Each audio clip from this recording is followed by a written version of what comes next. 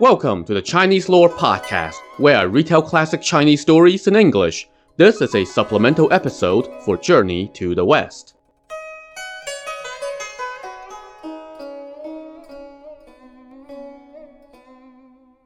In episode 9 of Journey to the West, we follow the Bodhisattva Guanyin to the capital of the Tang Empire in search of a suitably devout Buddhist monk to go on a pilgrimage to the West.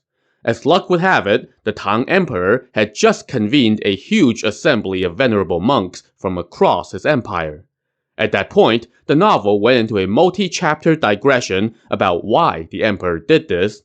That digression didn't fit with anything else in the story and brought the whole thing to a grinding halt, so I cut it out of the narrative and put it into this supplemental episode. Actually, this is such a lengthy digression that I had to break it out over 3 supplemental episodes. I'm going to release one of those a week for the next 3 weeks. This digression starts nowhere near the Tang imperial court. Instead, we find ourselves on the bank of the Jing River outside the Tang capital of Chang'an, watching a fisherman and a woodcutter shoot the breeze. Both of them were scholars who had failed to place on the National Civil Service exam and now lived in the hills outside the city. One day, after they had sold their fish and firewood, they met up in a restaurant. After getting half drunk, they each took a bottle of wine to go and strolled down to the riverbank as they walked home. As they were walking, the fisherman said to the woodcutter, "Brother, in my opinion, those who pursue fame lose their lives on account of fame. Those who chase after fortune die in search of riches. Those who hold titles of nobility are embracing a tiger as they sleep. Those who receive an official position are walking with a snake in their sleeve. When you think about it, we have it better than them. Living carefree among the clear waters and green mountains, we cherish poverty and pass our days without having to fight fate." The woodcutter replied, "There is wisdom in your words, brother, but your clear water is no match for my green mountains." No, your mountains are no match for my waters," the fisherman retorted. "There's a poem testifying to that, set to the tune of the song Butterflies Enamored of Flowers. It says, 'In a small boat over 10,000 miles of misty waves, I lean to the silent single sail, circled by sounds of the mermaid fish. My mind cleansed, my care purged, here lacks wealth or fame. Leisurely I pick stems of bulrushes and reeds, counting the seagulls is pleasure to be told. At willow banks and reeded bays, my wife and son join my joyous laugh. I sleep most soundly as wind and wave recede. No shame, no glory, nor any misery.'" But the woodcutter was like, yeah, I also have a poem set to the same tune, testifying that my mountains are definitely better than your waters. It says, "At a dense forest pine-seated corner, I hear, wordless, the oriole's deft tongues a tuneful pipe. Pale reds and bright greens announce the warmth of spring. Summer comes abruptly, so passes time. Then autumn arrives, for it's an easy change, with fragrant golden flowers, most worthy of our joy. And cold winter descends, swift as a finger snaps. Ruled by no one, I am free in all 4 climes." To this, the fisherman said, "Your mountains aren't as good as my waters, which offer me fine things to enjoy. To wit, here's another poem, set to the tune of the partridge sky." Well, this back and forth went on for quite a while, so I'm not going to recite every single poem these 2 underemployed scholars recited to each other. And then the fisherman said, "Brother, we 2 are indeed lucky to have light songs to amuse us, and we don't need castanets or flasks of gold. But the poems we've recited so far are just random short poems, nothing unusual. Why don't we attempt a long poem in the linking verse manner and see how fares the conversation between the fisherman and the woodcutter?" "That's a great idea, brother," the woodcutter said. "Please start us off." And so off they went on an even longer back and forth, with each composing a lengthy poem connected in theme, which I'm also not going to recite. Anyway, at the end of this impromptu 7th century Chinese rap battle, they reached the fork in the road where they had to part ways. The fisherman said, "Brother, take care on your way home. Watch out for tigers in the mountains. If you run into any misfortunes, then tomorrow I will be missing my good friend on the streets." The woodcutter, however, took offense to this seemingly innocuous and well-meaning remark. "You bum! Good friends would die for each other, so why are you hexing me instead? If I run into a tiger and lose my life, then you will surely run into a wave and drown in the river." "I will never drown in the river," the fisherman retorted. "The weather is unpredictable, and so are fortunes and misfortunes," the woodcutter said. "So how can you be so sure that you will never come to harm?" "Brother, you say that because you don't know what may befall you as you make your living," the fisherman said. "But I know for sure that I will never encounter such calamity in my pursuit." "But you make your living on the river," the woodcutter pressed. "It's full of hidden dangers, so how can you be so sure?" "On the street by the western gate of the capital, there's a fortune-teller," the fisherman explained. "I give him a golden carp every day, and in return, he casts a divination for me, and it's always accurate. Today, I went to him again, and he told me to cast my nets on the east bank of the bend in the river and set my hooks on the west bank, and that I would be guaranteed to return with a huge haul. When I go back into the city tomorrow, I will sell my catch and meet you again over wine." And with that, the two of them took leave of each other and went home. And they basically leave our story at this point. However, somebody had overheard their conversation. It was a yaksha, one of those nature spirits that serve as patrolmen for the dragon kings who oversee various bodies of water. This yaksha took particular note of the part about the fortune-teller who was always on point in predicting the best fishing spots, and he rushed back to the crystal palace of the dragon king who reigned over this particular river. "We've got trouble," the yaksha reported in a panic. "I was patrolling the riverbank, and I heard a fisherman and a woodcutter talking.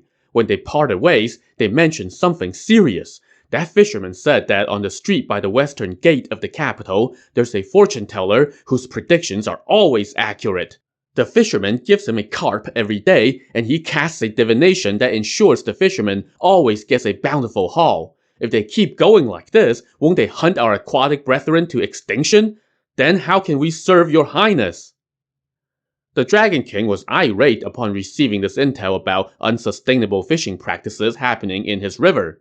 His solution was to reach for his sword, intent on stomping into the capital and cutting off the head of that fortune-teller.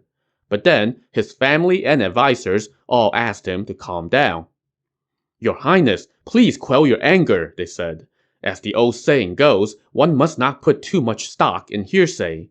If you storm into the capital, you will bring clouds and rain with you, and that might startle the civilians and draw heaven's wrath.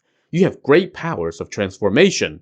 You can take the form of a scholar and go investigate this matter. If this is really true, then you can still kill the fortune-teller. But if it's not true, then you shouldn't kill an innocent." The Dragon King liked that idea, so he cast his sword aside and left behind his cloud and rain. Instead, he went on shore and turned into a scholar clad in white. He then walked into the capital and made his way to the main thoroughfare by the west gate. There, he saw a gaggle of people crowded around someone who said, "Those born under the dragon will follow their fate. Those born under the tiger will collide with their physiognomies." Hearing that, the Dragon King realized the man speaking was none other than the fortune-teller he was seeking. So he went up, parted the crowd, and peered into the shop. In a room decorated with exquisite calligraphy and brocade paintings sat a man of uncommon airs. Now, this fortune-teller was apparently the uncle of some guy in the civil bureaucracy, but that doesn't really matter here. What mattered was his prowess in divination. The Dragon King, in his disguise, came forth and greeted the fortune-teller, who asked him the reason for his visit. "I would like to know the weather," the Dragon King said. So the fortune-teller cast a divination and said, "Clouds will hide the hilltop, and fog will shroud the trees. The rain you would divine, tomorrow you will see." "What time will it rain tomorrow, and how much?" the Dragon King pressed. "The clouds will gather at the hour of the dragon, and thunder will roar at the hour of the serpent. Rain will come at the hour of the horse, and reach its limit at the hour of the sheep. In all, there will be 3 feet, 3 inches, and 48 drops of rain. The Dragon King chuckled.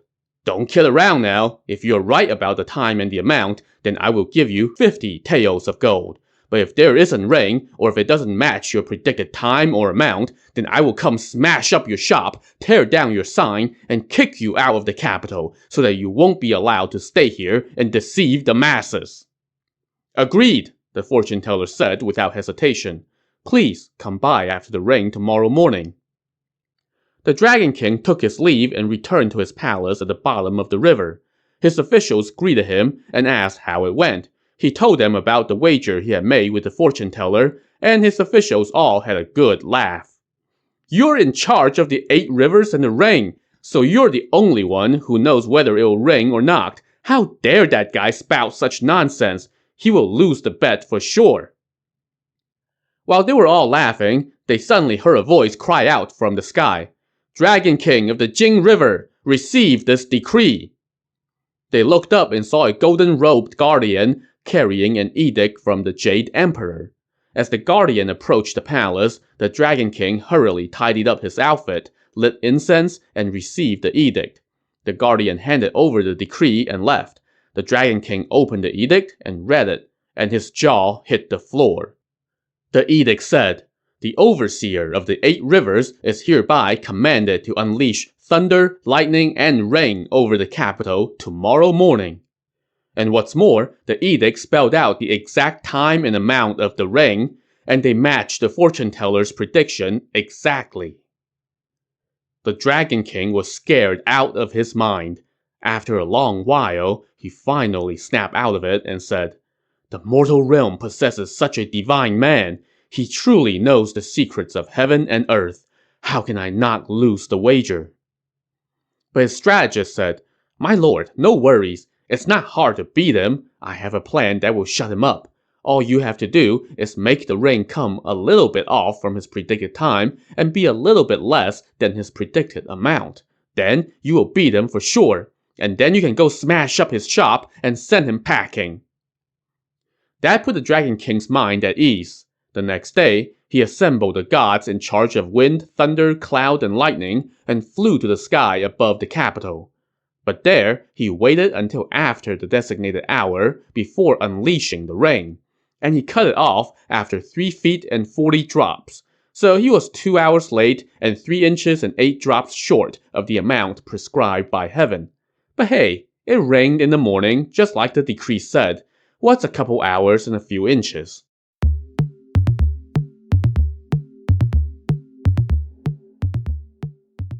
The Dragon King now dismissed the other gods, descended from the sky, and turned back into the form of the scholar that he assumed the day before. He went to the fortune teller's shop, barged in, and started smashing all the stuff inside. The fortune teller, meanwhile, just sat in his chair and watched. The Dragon King now pulled off a piece of the door and started smashing more stuff, all the while cursing. You lying fraud! You deceitful scoundrel! Your divination was wrong. Today's rain didn't match the time or amount that you had predicted. How dare you just sit there? Leave now, and I will spare your life. But the fortune teller simply looked up and chuckled. I'm not afraid. I'm not afraid at all. I haven't committed any capital crimes. But you, on the other hand, did. You may be able to fool others, but you can't fool me. I know you. You're no scholar. You're the Dragon King of the Jing River. You disobeyed the Jade Emperor's decree by changing the time and amount of the rain. You have broken heaven's law. You are probably going to meet the blade on the Dragon Execution Terrace. And yet, you're still cursing me? The Dragon King was taken aback. He cast the door aside, tidied up his clothes, and kneeled, saying, Sir, please pardon me. I was just playing with you, but it got out of hand, and I really did disobey heaven's command. Please save me. Otherwise, even in death, I will not stop hounding you. I can't save you. All I can do is point you toward a possible way out. Please tell me. Tomorrow at noon, you will be executed by the human judge Wei Zheng. If you want to live, then you must go at once to the Tang Emperor. That Wei Zheng is his prime minister. If you can ask the emperor to do you a favor and intervene, then you will be okay. So this Wei Zheng that the fortune teller mentioned was a key member of the corps of officials who helped to establish the Tang dynasty. And by this time, he had risen to the high rank of prime minister. But in this novel, he apparently also moonlights as an executioner for the Jade Emperor of Heaven. Don't ask me how that works. Anyway, the Dragon King bowed to thank the fortune teller and left with tears in his eyes. By now, the sun was plunging toward the western horizon. The Dragon King did not bother going back home. Instead, he waited until night fell.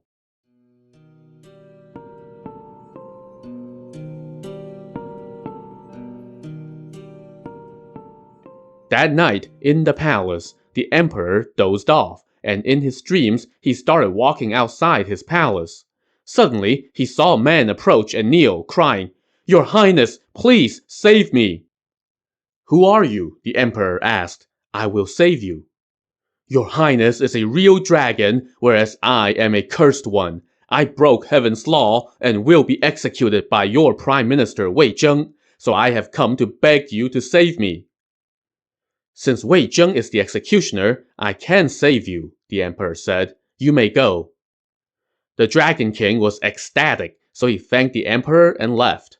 The emperor, meanwhile, woke up from his dream and could not stop thinking about the Dragon King's request. When it was time for the morning court session, he assembled all his officials. When they lined up and paid their respects, he scoured their ranks, but he did not see any sign of his prime minister, Wei Zheng. The emperor said to another high official, "I had a strange dream last night. I saw a man who greeted me and introduced himself as the Dragon King of the Jing River. He said that he had violated heaven's law and was going to be executed by Wei Zheng, and he begged me to save him. I agreed, but I don't see Wei Zheng at court today. How come?" The other official didn't bat an eye at this seemingly incredible tale. He just said, "You should summon Wei Zheng to court and then refuse to let him leave for the rest of the day. That will save the dragon from your dream." The emperor was delighted and immediately dispatched an envoy to summon Wei Zheng to court. Now, the previous night, Wei Zheng had been observing the night sky while burning incense. He heard a call of cranes from the sky and realized that it was an envoy from the Jade Emperor, delivering a celestial decree that ordered him to execute the Dragon King at the third quarter past noon the next day in his dreams. Once the envoy left, Wei Zheng started sharpening his sword and exercising his spirit. That's why he had not gone to court that day. But then, an envoy from the Tang Emperor showed up, summoning him to court. Wei Zheng did not dare to disobey his lord, so he quickly got dressed and accompanied the envoy to the palace. He kneeled and apologized for his absence, but the emperor said, "You have not committed any offense." He then dismissed the other court officials, but summoned Wei Zheng to accompany him to his private quarters to, discuss affairs of state. Sure, yeah, that's it. Once they were in his private quarters, however, the emperor ordered his attendants to set up a game of chess and asked Wei Zheng to play with him. They started just before noon, and by the time the third quarter past noon had rolled around, they were still not done with their match. Suddenly, Wei Zheng just dozed off in his seat, falling asleep and snoring while leaning on the table. The emperor chuckled. He really is dedicated to the state and works so hard. No wonder he just dozed off. And so, the emperor just let him sleep. Moments later, Wei Zheng woke up and immediately kneeled and said, "I deserve to die. I deserve to die. I don't know why, but I was just incredibly tired just now. Please pardon my insult." "You have not insulted me," the emperor said. "Please get up. We will reset the board and play another game." Wei Zheng thanked him, but just then, they heard a ruckus outside. Two of the emperor's top generals came in and tossed an object on the floor in front of the emperor. They kneeled and said, "Your Highness, we have never seen such an oddity." The emperor looked down and saw that it was a bloody dragon head. "Where did this come from?" he asked. "It fell from the sky at an intersection 1,000 paces to the south of here," the generals reported. "We did not dare to hide it from you." "How did this come about?" the emperor asked Wei Zheng in surprise. "I executed that dragon in my sleep," Wei Zheng replied. But I didn't even see you move in your sleep, and you had no weapons. So how did you execute this dragon? My lord, even though my body was here, my spirit departed in my sleep. In my dream, I rode a cloud to the dragon slaughter terrace, where the dragon had been bound by the soldiers of heaven. I told the dragon, "You violated heaven's laws and deserve to die, so I have come on heaven's command to execute you." That dragon listened in grief and retracted his claws and scales to await his death. With one swing of my blade, I sent his head falling from the sky. When the emperor heard this, he was both happy and sad. Happy because he was thoroughly impressed by the powers of this official who served his country. But sad because he had promised the Dragon King that he would save him. Nonetheless, he had to put on appearances, so he rewarded Wei Zheng for a job well done and ordered his generals to hang the dragon head in the marketplace for public display. But when the emperor returned to his quarters that night, he was very troubled as he thought of how the Dragon King had pleaded with him. As he dwelled on those thoughts, his mind became tired and began to wander. Around 9 p.m. that night, he was startled by the sound of weeping outside. Still groggy, he suddenly saw the Dragon King stomp in, carrying his own bloody head in his hand and shouting, "Tang Emperor, give me back my life! You promised me last night that you would save me. How could you have gone back on your word and summoned the executioner to kill me? Come outside. I want to sort this out with you in front of the King of Hell." As he shouted, the Dragon King grabbed hold of the emperor and refused to let go. To see how this feud will be resolved, tune in to the next supplemental episode of the Chinese Lore Podcast. Thanks for listening.